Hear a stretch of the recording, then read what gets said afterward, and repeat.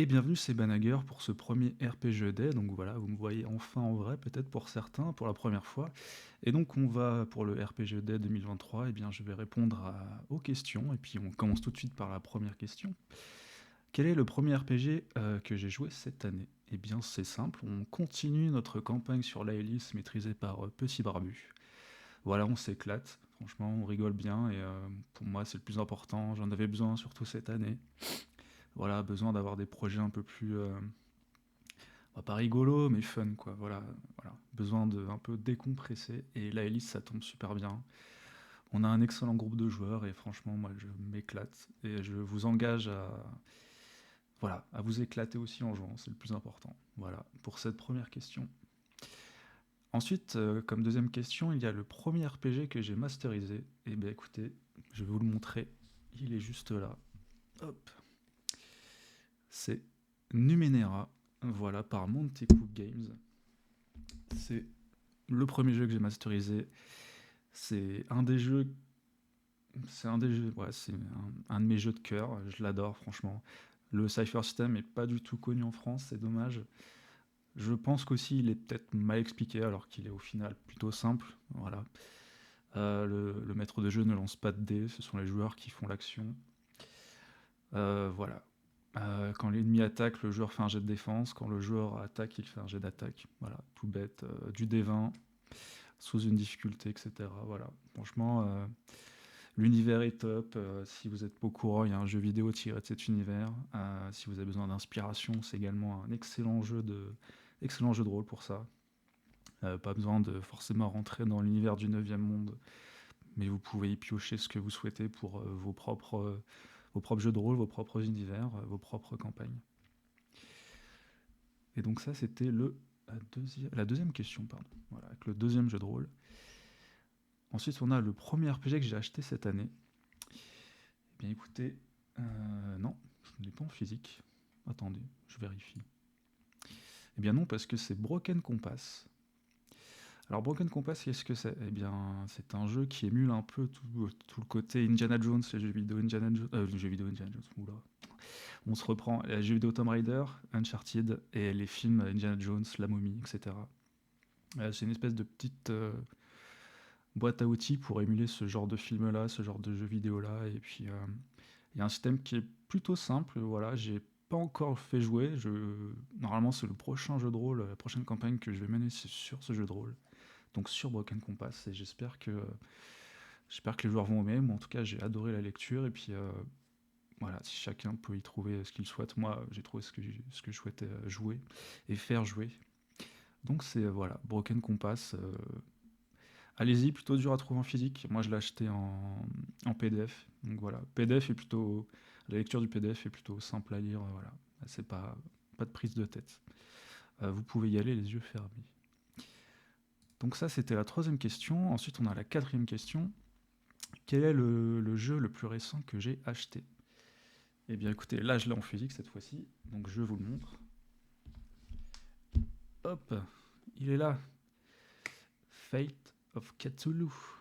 Mon gros coup de cœur à la lecture. Le truc que j'aurais fait jouer peut-être avant Broken Compass si je l'avais lu avant, mais malheureusement, bon, ça va être Broken Compass, mais non, Fate of Cthulhu, oula, la caméra, voilà. Vraiment gros coup de cœur, je connaissais pas du tout le système Fate, et franchement, alors voilà, ça c'est à la lecture, moi c'est un gros coup de cœur, on verra en jeu si ça tourne bien, mais en tout cas, moi j'adore ce que propose le système Fate. À la lecture en tout cas, à voir en jeu comment ça se goupille. Mais c'est vraiment une proposition totalement différente. Pour l'appel de Cthulhu, voilà, en gros, on est dans un truc un peu post-apocalyptique. Les grands anciens, enfin, un des grands anciens s'est réveillé et a envahi le monde, voilà, a réussi, alors que normalement, on doit empêcher l'apocalypse. Là, on retourne dans le passé pour empêcher que ce grand ancien s'éveille. Et je trouve tout le système pour, voilà, chaque grand ancien a un agenda précis, il y a une timeline, il y a des événements à faire en sorte qu'ils n'arrivent pas pour que ce grand ancien émerge.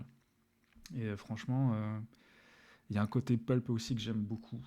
Voilà, enfin un peu un côté pulp assumé, voilà. Alors que c'était peut-être un peu moins le cas dans l'appel de Cthulhu classique. Bon, maintenant il y a une version pulp, mais voilà. Moi, quand j'ai découvert l'appel de Cthulhu, il n'y avait pas ce côté pulp, mais on le faisait nous-mêmes, les joueurs et le maître de jeu.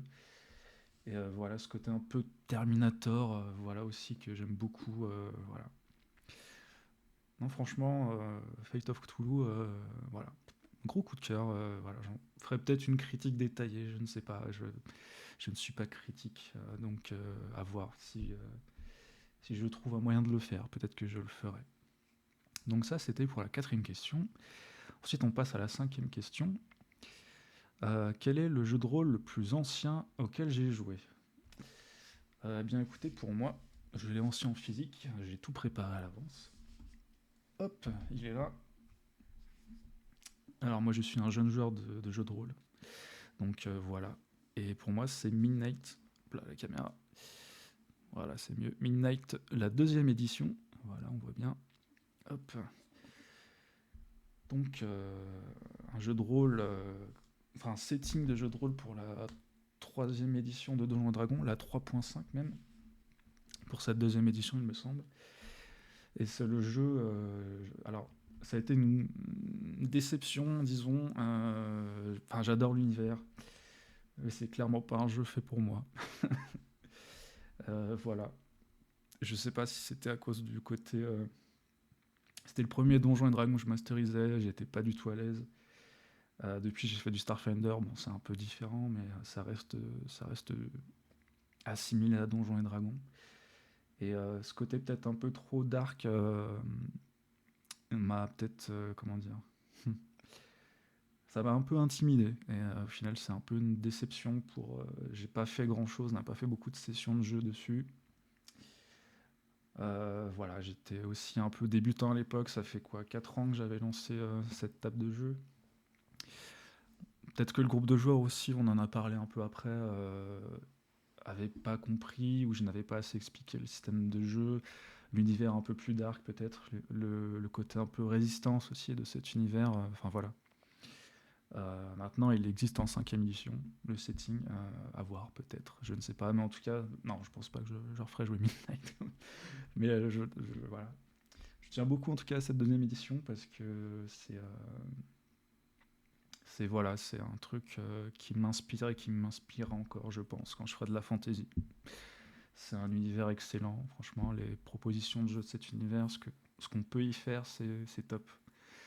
Faut avoir des joueurs motivés, par contre, je pense, et je pense pas que ce soit fait aussi pour des maîtres de jeu débutants,